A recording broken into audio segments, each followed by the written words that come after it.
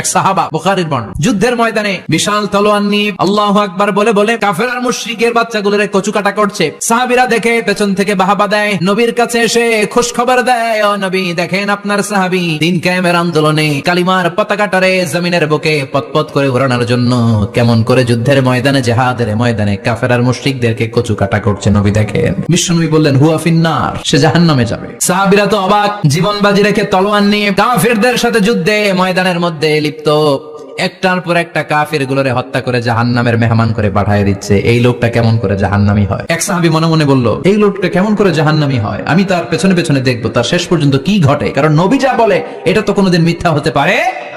সাহাবী লুকিয়ে লুকিয়ে তার পিছু নিল। মারতে মারতে কাফেরদের মাঝখানে এমন জায়গায় চলে গিয়েছে, চারদিক থেকে কাফেররা তাকে ঘেরাও দিয়ে ফেলেছে। এবার আর সে পারে না, মারে এবার মাইরও খায়। খেতে খেতে হঠাৎ এক কাফেরের তলোয়ারের আঘাতে তার ডান হাত নাই, এক কোপে ব্লিডিং হতে হতে, রক্তপাত হতে হতে সাহাবী নিস্তেজ, আর পারে না, আর সহ্য করতে পারে না। শাহাদাতের জন্য অল্প একটু দেরি, এই অল্প একটু দেরি সাহাবীর আর সহ্য হয় নাই। ওই সাহাবী নিজের তলোয়ারটা জমিনের মধ্যে গেড়ে তলোয়ারের উপরে ছাপিয়ে পড়েছে। তলোয়ারের এক মাথা পেটের এখান দিয়ে ঢুকে পিঠের ওই পাশ দিয়ে বের হয়েছে।